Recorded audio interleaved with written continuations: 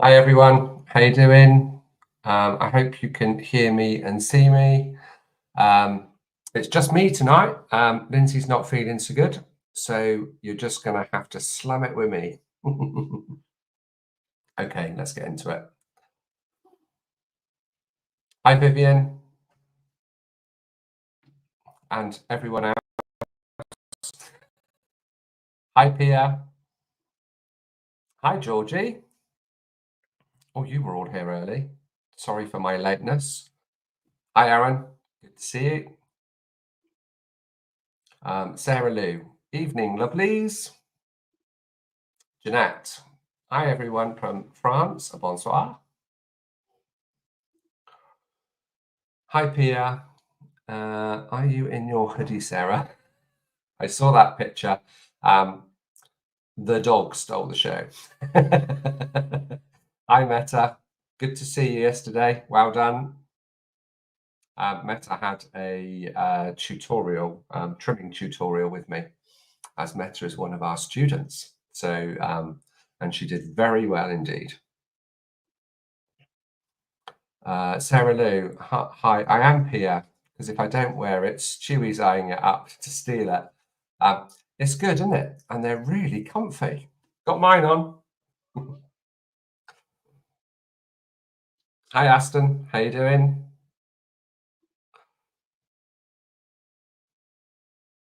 You're in your t-shirt. Well, it has been warm in France today, hasn't it? I was out trimming today too. How many did I do? I only did 5 today. Well, it was this morning. And yes, by the time I'd finished, it was 20 degrees and in my t-shirt. In bed with pizza and G&T. Oh, very nice. Hi, Lydia. Good afternoon to everyone from cool, sunny Ontario, Canada.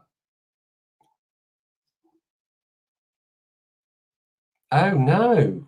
Tonsillitis isn't good. Well, I'm not sure pizza's the right thing, but gin and tonic is definitely a must. Marianne. Oh, excuse me. Hello, everyone from a gloomy Wiltshire. Well, I'm heading to Wiltshire on Sunday. I've got 5 days with my lovely wife, and we're staying at my mum's. And my wife hasn't been back to the UK since we moved to France. Well, not for a break and meet everybody, not properly anyway. So she's looking forward to that. Damn it, keep hitting send in the middle of a sentence. That's okay. Uta, hiya, how you doing? Angie Medler, hi from a warm Virginia. How warm, Angie? We were 20 degrees C here today, roughly. Did you have a nice day? Get well soon, Jeanette. Yes, get well soon. Hi, Vicky. Good morning.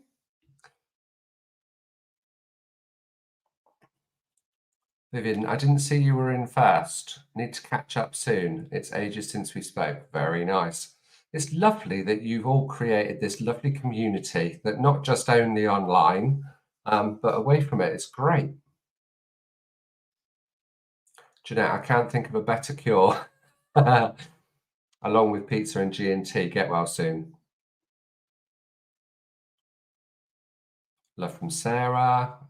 Oh no. Well, whilst I'm going through the messages, if you've got anything that you want to talk about, just yell. You've got me. So yeah, anything you want to talk about, or you want me to talk about, clarify, or anything like that, give me a shout. If not, we'll just go through the page. And I have to say, I haven't had time today, so it will all be new to me. Thanks, Aaron. Hi, Claire. How is it in Scotland? Annie Hogan. Hi, Annie. Good evening. Feel better soon, Jeanette. Isn't this lovely? I just knew you meant me. What was that? Trouble? Oh, yeah, there we go. Oh, no, trouble has entered the chat. Very good.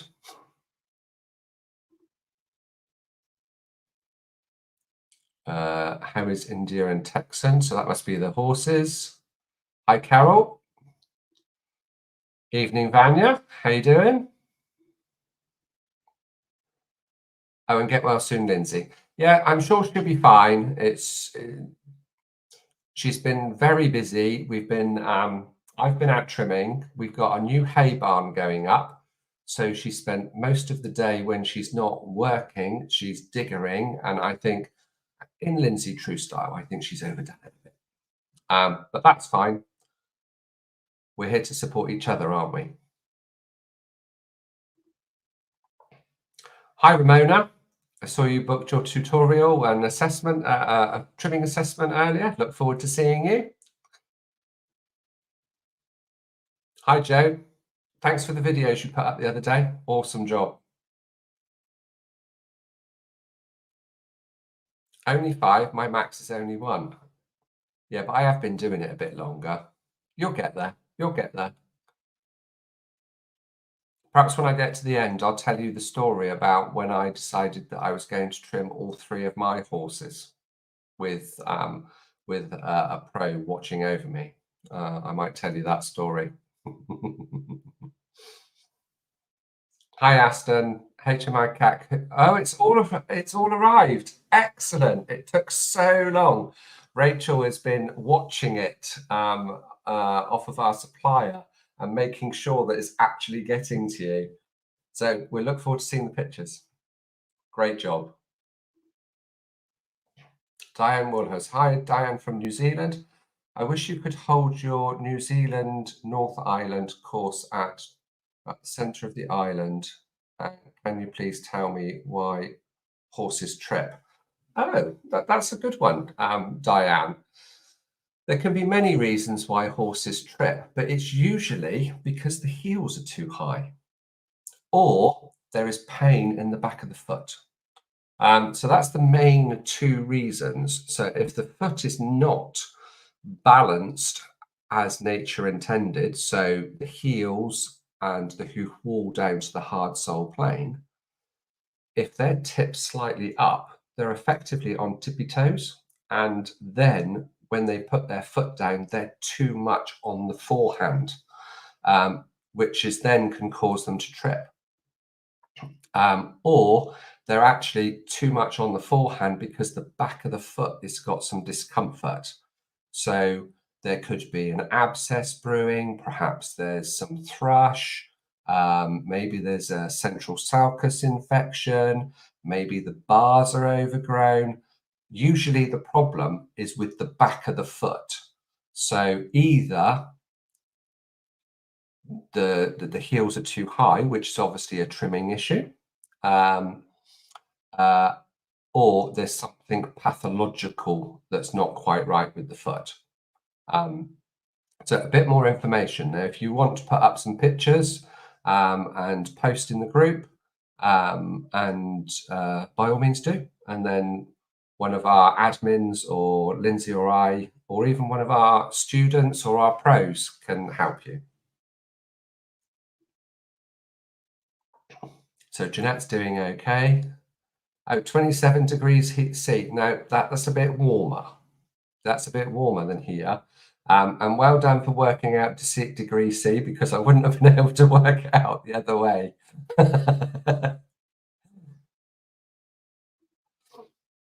And what we got here, Aston's asking, Gary, can you please clarify what pink bruising above the coronary band is a result of? It depends where it is. Sometimes you can have bruising above. When you say it's above the coronary band, it could be an abscess that's working its way out. If it's in the quarters, so you've got the quarters, obviously the bits that are passive, so not the toe, not the heels, the bit in between. If those quarters are perhaps a little bit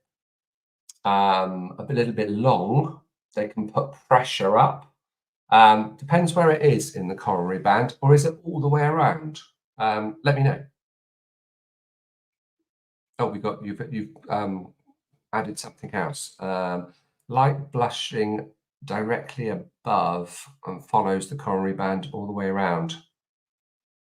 I need pictures. Stick some pictures up and then we'll have a look. In the meantime, how is your horse? Is she fine? Is she sound and nothing's changed? Has the weather changed? Has it got really wet? Sometimes it just can be a bit of the periopal and the hair's missing. Really need to see pictures. Garry, could you go over what herbs best support a more natural worming program? Yes. Now, this is going to actually test my memory. In actual fact, I'm not even going to do that. I'm going to actually look at my magic spreadsheet that I created many years ago. So bear with me a second. I'll go through what is good. Now, my first go-to would be wormwood. And that's fairly obvious because of its name, isn't it? So bear with me a second.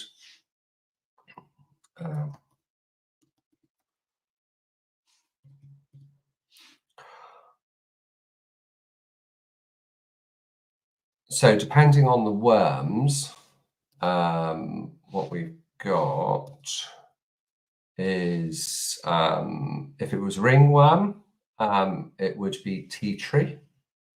Thyme is a good herb.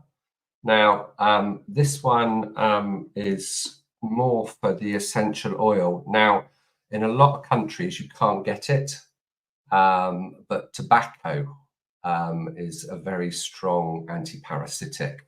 But I wouldn't offer it as the herb. I would have offered it as the essential oil. One, it's much stronger, and they only select it if they really, really need it. And let me just look at another thing.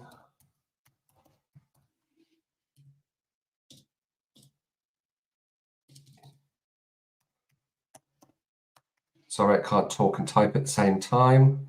I'm far too old for multitasking now. Devil's Claw is another one for that's good for parasites. I know that's a pain reliever as well. And green clay. Also, I have known, particularly in dogs, the onion family. I've had dogs select the onion family, and obviously garlic would fit into that, to help with parasites. And it's almost when it's happened with dogs, it's happened by accident, where they may have eaten an onion, then they've made themselves sick. So that's called purging. And that purging, then when they've been sick, all the parasites actually come out with the onion as well. Now, obviously, we don't want that for horses because horses can't throw up. It's something that they can't do. But garlic would be one that would fit into that. And what would be another one that's in the onion family? That would be fennel. Fennel would probably be a good one. But initially, I would say wormwood. Yeah, wormwood is one of the biggies. You've also got things that are rich in tannins, but things like acorns, there's too much fat in them unless they select them for themselves. We don't want that extra oil unless they've chosen it. And of course, then you've got things like ragwort and stuff like that, albeit they have medicinal properties. It's not something that I would use as a self-selection thing. I hope that answers your question. But if there was one thing that I was to plant around tracks or anything like that, wormwood would be one of the first. Wormwood, yes. And it grows like wildfire once it gets going.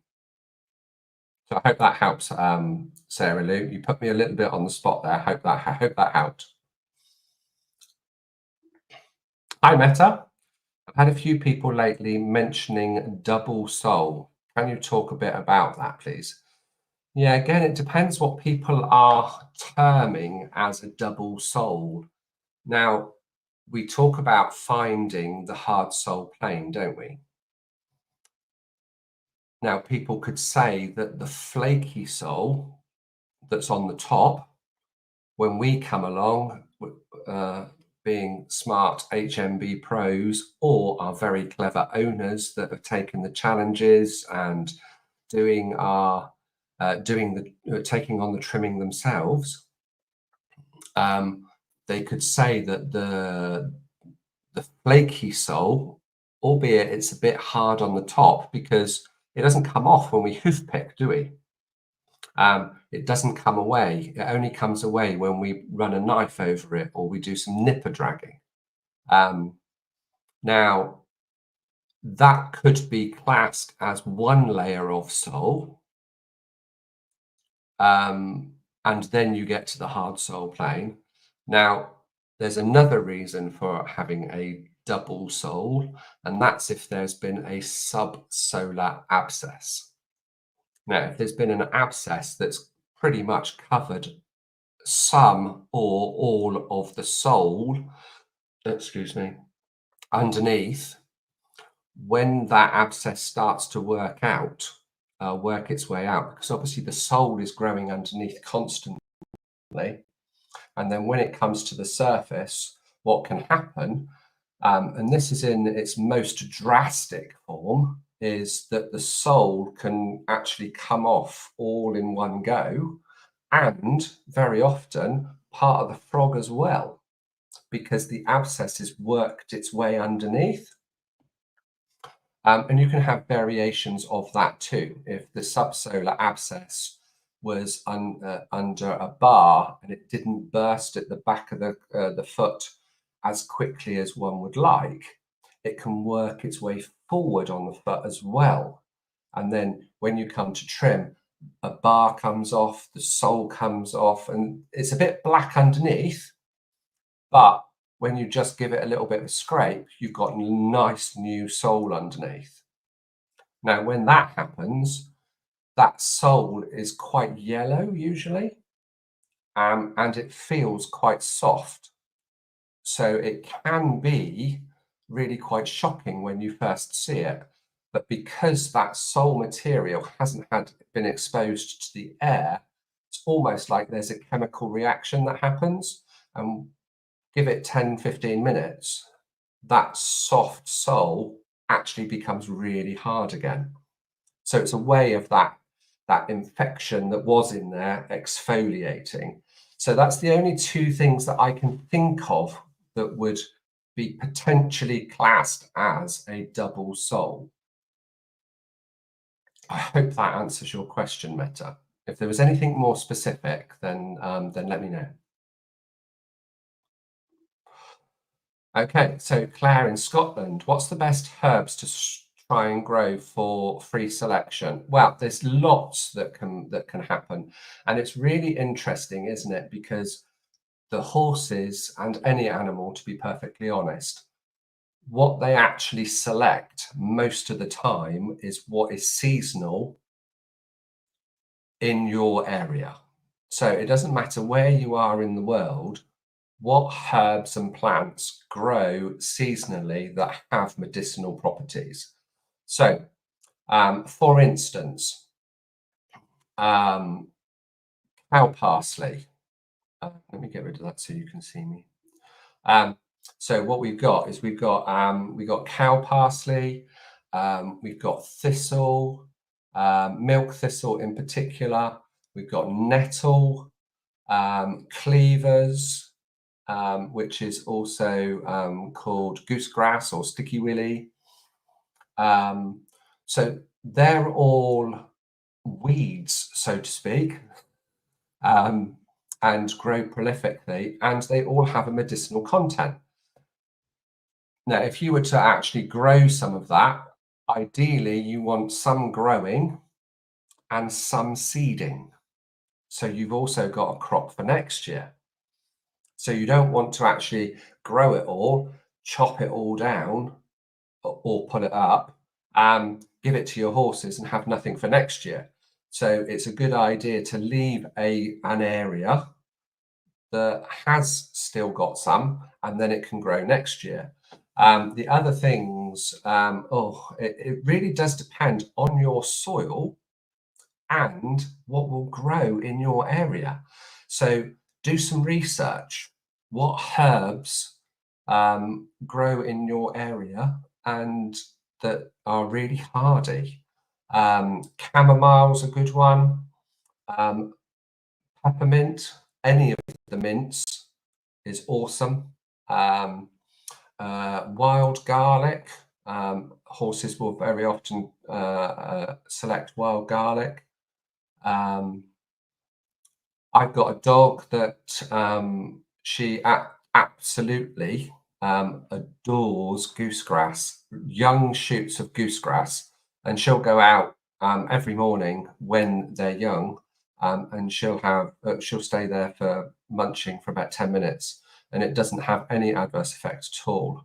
And recently, because she's getting much older, and I think it's for a little bit of pain relief, she actually likes the young shoots of nettle, the leaves, the young leaves. So they're really stingy, but they don't sting her.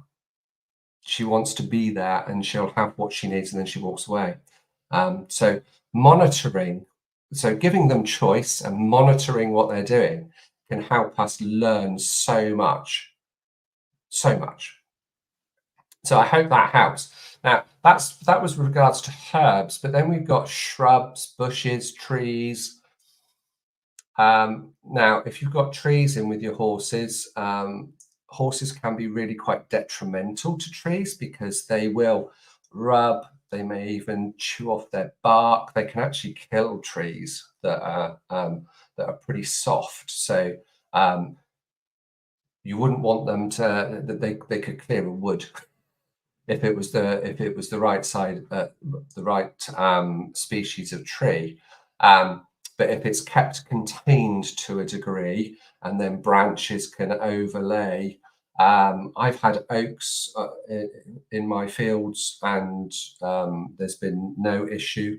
They like the leaves, and some have taken some acorns and some haven't. It really does depend. To be quite honest, with the acorns on the ground, it's usually the birds that take them, and the birds are really clever. They sit in the tree, whether because I've got a load of walnut trees and oaks and sweet chestnut, and it's the birds that are the clever ones because the birds bring the nuts, put them on the track, then the horses tread on the nuts and then they come down and eat the nuts. So the horses are the nutcrackers for the birds. So that's really interesting. So blackthorn, hawthorn. What are the ones that I've got? A bay laurel. I've got several bay laurels, and loads of people say that that's really detrimental to horses. I haven't had a problem, and one of my bay laurel trees is bigger than the barn. And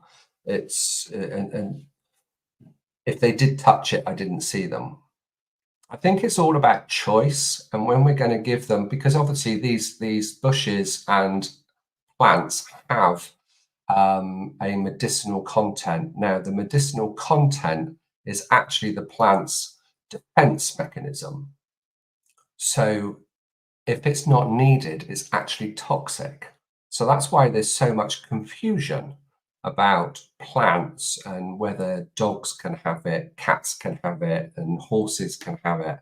I have to say with cats though, very, very rarely will they take anything internally through the mouth. Very rarely. I won't go into technical detail, but their makeup doesn't allow them to process essential oils and things that are really, really strong. But they do tend to take things more topically. So they can actually take in, you've seen a cat that goes for catnip. and they roll in it and they become all euphoric, don't they? The same with valerian. So they can do all of that, and mint and all of those kind of things. So they tend to do by rolling in the herb, as opposed to actually having eating and taking things internally.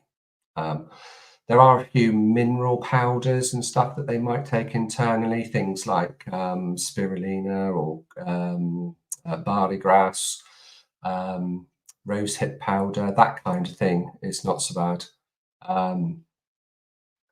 Let's get back to horses. I've gone off on a tangent. Wild roses. So you've got a supply of rose hips, because rose hips, particularly the shell, again, it's the protection part of the plant that's the important bit, medicinal wise, is very rich in vitamin C.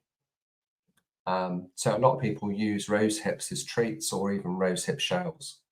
Yeah. So I hope that helps.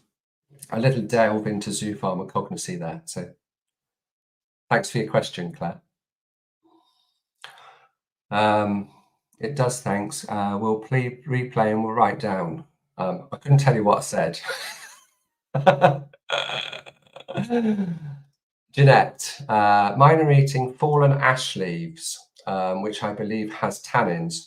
Yes, and tannins are actually fine. The only thing that I would say is, if you have got an abundance and that you're at all worried, just have some calendula, which is marigold. Now, you can have that either in the herb form, or you can have it in as a macerated oil. Now, I'm not as keen on the macerated oil, because obviously the chemical constituents of the calendula is suspended in a carrier oil, so it's a fat.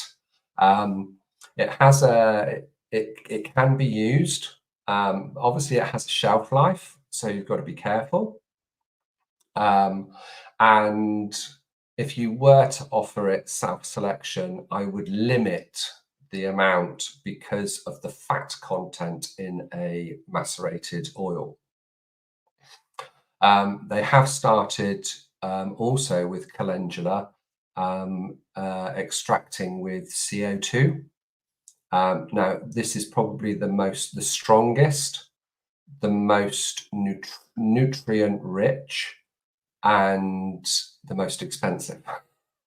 So having a little pot of that as a backup, kept out of the sun, nice and cool, it lasts for a long time, but it's very strong. And calendula is rich in saponins. So if there is ever an overdose of tannins, they can actually counteract it with having some saponins, and calendula is the best thing for that. So I hope that helps, Jeanette. Meta, great job. You're very welcome.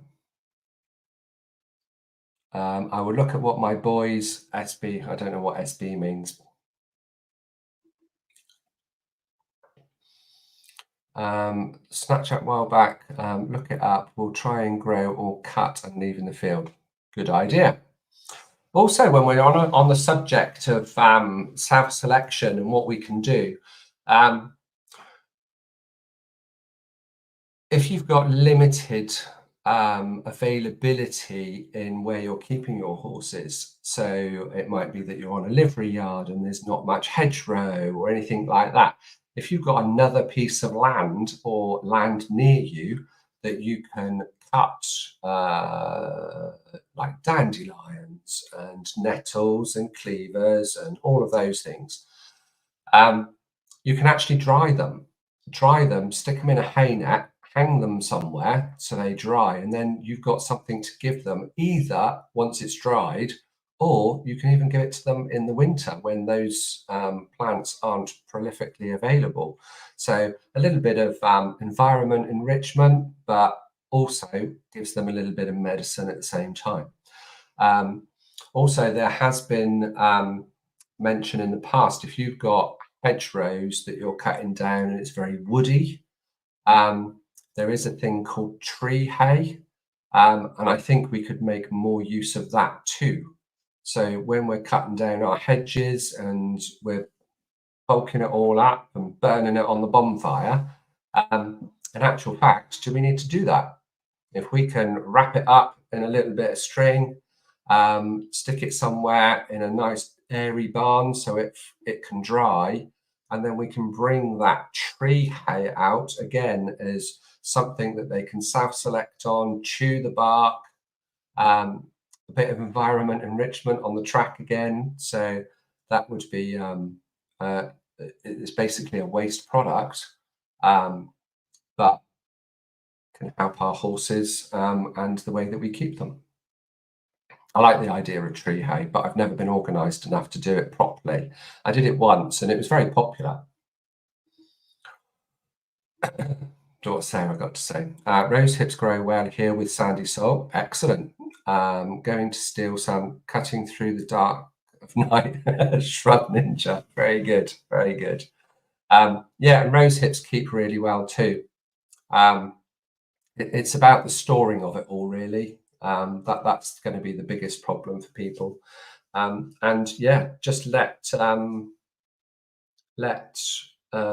your mind run wild. Most plants, the only tree that I would avoid particularly is the no, it's lost. I've lost it. It was on the tip of my tongue, and now my brain is gone. It'll come back to me. Sycamore. Sorry, sycamore. And it's not the tree itself; it's the saplings, and can cause a problem for horses, and it can be deadly. You know, those little propellers that drop down when we used to play with them when we were kids, throw them up in the air and they used to come down like a helicopter.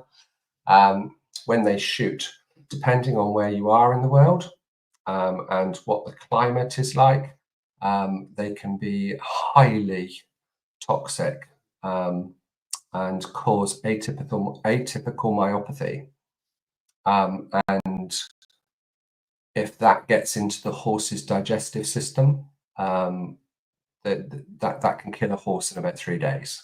So that's the only tree really that I'm a bit concerned about. It's not the tree itself; it's those saplings.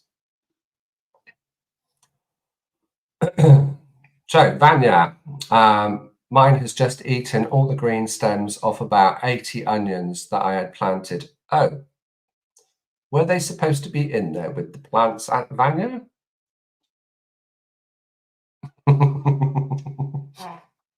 Interesting though, isn't it?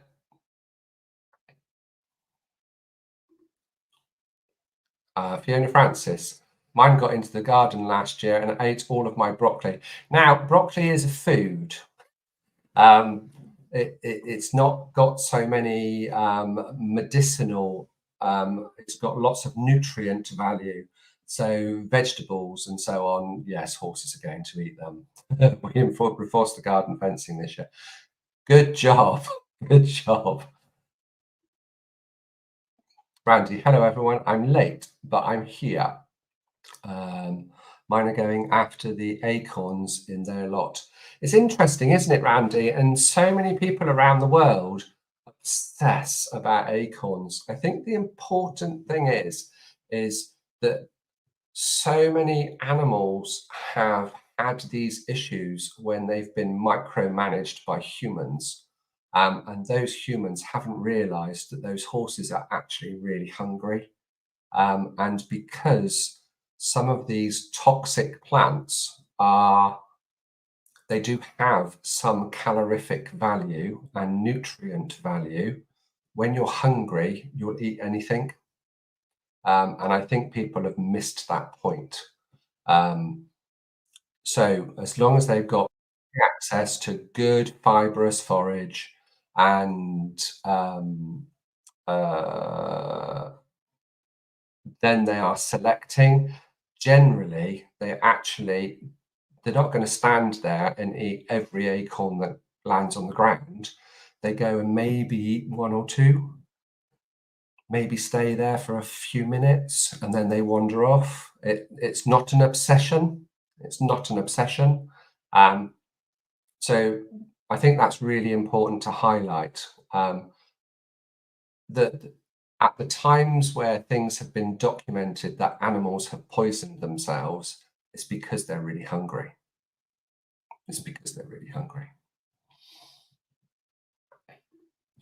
Okay, thanks, Garry. Helps a lot. Have most of the weeds growing around the hedge line. Just need to plant some roses. Yeah, great job. And even if it's around the hedge line, you can always harvest more. You can put them into the field. We do that a lot. If I'm going around, I've got quite a big garden. And because of being so busy, my garden is not as nice as it could be. So therefore, I've got lots of weeds and nettles, particularly in the spring. I have loads of cow parsley. So I might go out every day just as part of my routine and say, right, I'm going to see the horses, and I might take an armful of cow parsley with a little bit of cleavers inside. I might even go around with me choppers and do some nettles, but I'll pick them up tomorrow once the sting's gone, and just take them and just dot them around, and the horses come and see me and say, oh, I'll have that. Yeah, so it's nice to be able to do things like that, isn't it? Because we can't always have it growing right next door. And of course, because we got 10 horses, when you stick something like that in there, it's devoured in minutes. I used to feed Swede turnip to horses. Is that good? I think, again, on majority, in moderation, that's okay. I'm not sure that it's things that they would get it in or wild versions of, and they may have to dig it up out of the soil, because obviously Swede and turnips grow underground. So it's more actually going to be more natural for things that grow above the ground. I've only heard of one vegetable or one vegetable type that may have caused a problem with the horse, and that was turnip. No, it wasn't turnip. It was it's not turnip. It's not Swede. It'll come to me in a minute. It'll come to me. I will remember. You roast them, and they're like a big carrot, but they're white. What are they? You tell me.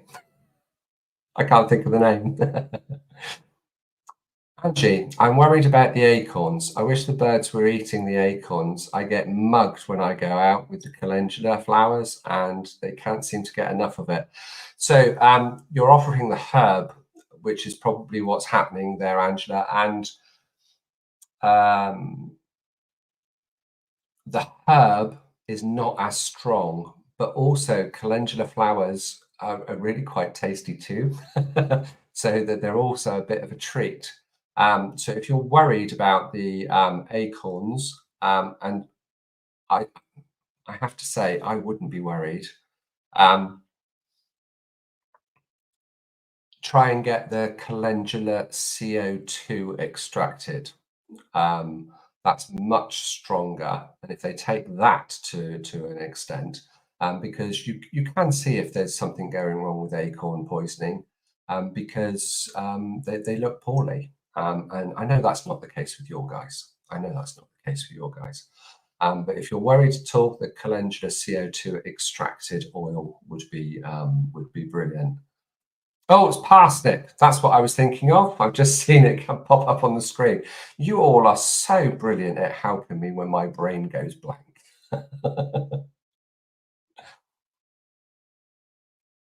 Jeanette, we forget that horses are more foragers than grazers. Yes, they are. Exactly that. They like to continue to move and find something to eat, and move and find something to eat.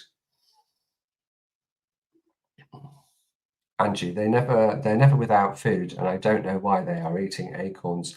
Again, it could be because it's rich in tannins, and tannins are actually good for the body if it's needed. It's really good for the body if it's needed. It's just that you don't want it to be overloaded. The farmers here always used to feed swede to the cart horses, but they all still feed it to the cows.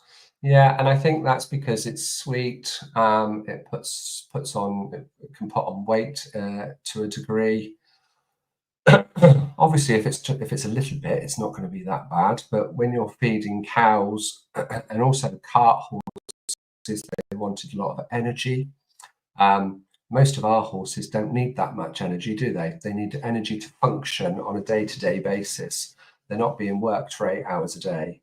And let's face it, with the cows, we're fattening them up to produce milk or to produce meat, and they're not going to live a long, healthy life. So do the farmers really care the same? I'm not saying that the farmers don't care, but it's different with a horse. We want our horse to live for a very long time. So it's different, is what I'm saying. So yeah, it wasn't celeriac, it was parsnip. That's what I was thinking of. So parsnips. Peter's uncle used to feed his cattle turnips to stop them binding up, apparently. Oh, that's interesting. I didn't know that. To keep them nice and loose, did it? Thanks, Vicky. Got there in the end. Georgie, my field has a lot of mature oak trees and I've never had any problems. Yeah, mine has too. One of my oak trees that is in between mine and Lindsay's field, I can't actually get my arms around it. It's that big. And I've got a couple of youngsters, but they're still about, let's say they're about 15, 20 foot high. So yeah, and until my horses went and actually lived with Lindsay's, they were in there and there was no issue at all. They were in there for 3 years, no problem at all. I think it's something that we've got paranoid about because there's been one or two publications, for want of a better word, about acorn poisoning, and people have lost their heads. You need to really break it down into how the animal was kept. Were they hungry? Were they well? Because if they're not well, then that can actually throw all of their systems out of whack as well. So it's not as simple as just saying my horse died of acorn poisoning or my horse got sick of acorn poisoning. It's not that simple. We need more information always. Can we take a look at the group? I think there was some interesting posts. Yes, of course. And it'll be quick as well because I've rabbited on for 43 minutes. Goodness me. And what does Anne say? I've got a huge oak tree. It's used as a scratching post. I will stop picking up huge amounts now. Yeah, if they're causing a problem, by all means pick them up. But I never did. And there are an awful lot of oaks in America. I think people worry about it more in the UK than they do elsewhere in the world with regards to oaks. I don't know whether that's true. I know Angie's in the States, but people that I have spoken to in the States, they don't tend to worry about it half as much as what people in the UK do in Europe. Okay, so let me go into the page. Let me refresh it, and then we can share it.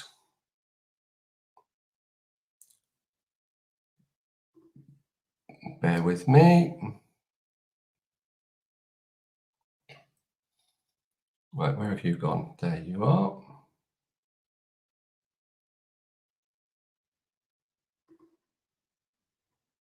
There we go.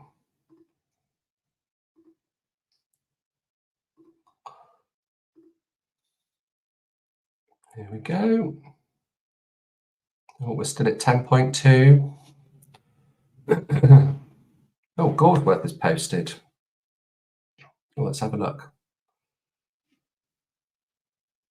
So what a difference a year has made for Xander. When he arrived, he was suffering from chronic laminitis caused by poor hoof care, not metabolic laminitis.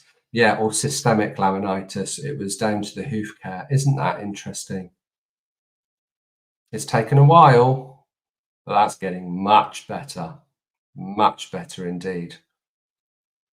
Awesome job, Bethan and Dan, as always. Hi folks, this is from Greg. Hi folks, there was a brilliant post a few days ago by HM about why most vets don't read P1 and its suspension via the lamina. I wanted to reread it. Oh, so yes, it was a post that we put up and Charlotte shared it. Oh, that's good. Thanks, Charlotte. Hi, Greg. Hope you're well. Okay, so this is Catherine. This little 2-year-old filly coming home today, unraced due to legs that are still too underdeveloped.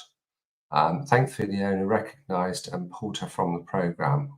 What a lucky horse. That's all I can say. But the farriers kept taking shoes off and shoes off the back right to relieve tendons and clubbed up those feet with shoes. Okay. I'm still excited to take those off and start seeing those heels down. Good. I'll follow up with proper pictures soon. What a lucky horse. You didn't say what the horse was called. She is beautiful. Very nice. So what is she, bet 2? Well done for rescuing her. Please do share pictures of her, Catherine, if you see this live. I'm sure a number of our pros will be able to point you in the right direction. Are you trimming yourself? Are you planning to? Or have you got a hoof care provider? Want to learn more? Don't forget those challenges. Those challenges would be really helpful for you. Even if you're not doing it yourself, it shows you what needs to be done and why.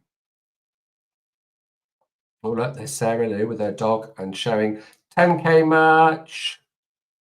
That's all stopped now. Oh, there's Ellie showing the 10K merch too. Beautiful photo in so many ways. Right, Kaylee Rass. Let's have a look and see what this is about. Hello, please need help identifying this. I have no knowledge or experience, new to horse world and first time seeing this. He had an abscess in his coronary band, which was sorted, opened, washed out with treatment, and was perfectly fine afterwards. But she went lame, unsound again after being worked for 2 days. But it looks like his sole is separating from the hoof wall. Okay. I suspect this might be a retracted sole. What do you mean by a retracted sole, Kaylee? We end up having these terms, this terminology, and you can ask 10 different people and they come up with 10 different scenarios with regard to this terminology. So we need to be a bit more specific. I suspect it might be a retracted sole, but honestly, I don't know. Please need some help.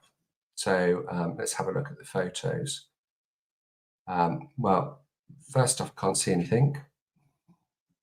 So bear with me a second. Let's see if there's any more.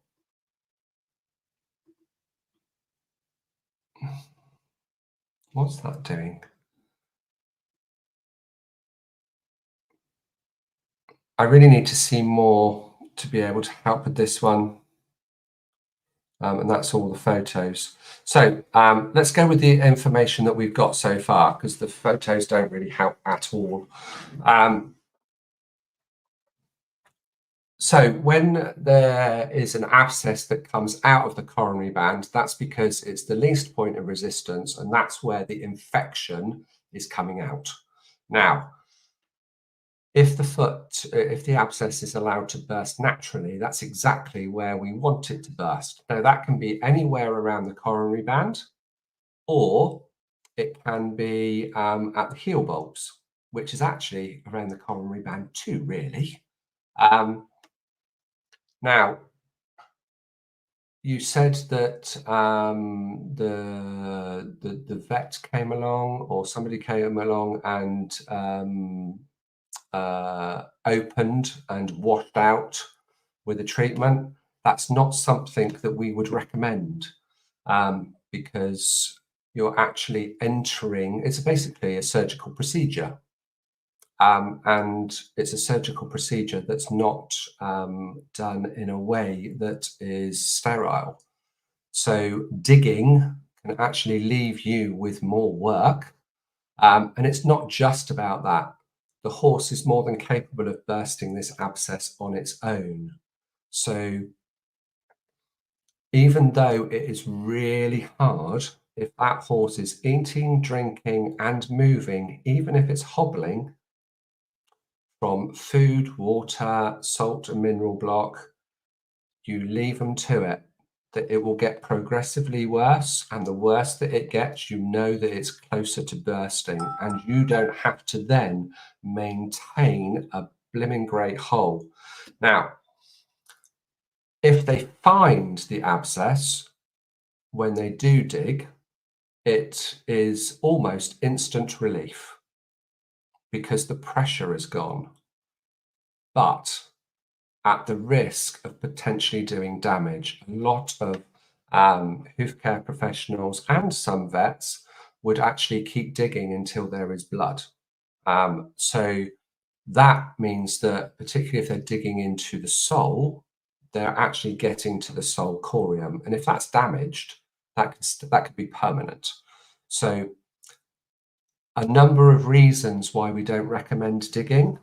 And you said you're new to horses, so this is it's done now, but I wouldn't advise doing it again. Wouldn't advise digging again. Let the horse work it out, and you don't have to work. Pain relief really doesn't help with an abscess.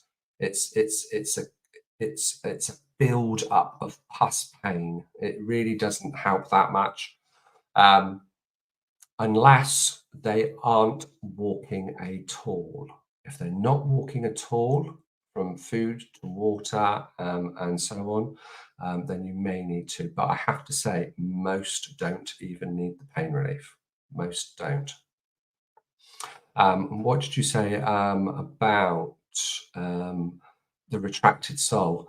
So it could have been that this abscess was under the sole and came out at the coronary band. So what you've got is, like I was talking about earlier, when Meta asked about the double sole, the one that I was talking about second was when they've had a subsolar abscess. But for me to be more precise, Kaylee, I would need to see proper photos without bandages, please. And you can get a guide to the photos in the featured section. I hope that helps. Right, let me go back to see what everybody's saying. And let me switch that off a minute. So we did that one, we did that one. We did that one. Let me see what Angie says. I did have her be sick in the past, but things are different for them now. Yes, it's interesting, isn't it? If poorly animals, when animals are poorly, they can self-select, but they need to be able to self-select the right stuff. And it's almost that there's a frustration if it's not the right stuff, they'll just take anything. So yeah, so self-selection really is for healthy and done in a controlled environment. Yeah. What was Jeanette saying? I've lost my track. I lost my bit. So many messages have come through. I can't read them all. Something about my rabbiting. Me rabbiting on, is it, Jeanette? Oh, interesting rab. Thank you. Interesting rabbiting. I hope so. Oh, hi, Charlie Brown. If I don't fence off my acorns off, one of my horses will sit and eat them all. He has access to both hay and grass, and he is a senior with worn molars. It is funny that he has no problems, but will quit hay. Isn't that interesting? I don't think I've got anything to say, Charlie, but that is interesting. It is interesting. And I think the biggest interesting thing is that it doesn't have any problem. He doesn't seem to have any problem with it, which is grand. Angie, I'm going to trust the process. They are happier and healthy. Thanks, Garry. Great live today. Oh, you're very welcome. Right, I think I'm going to call it a day.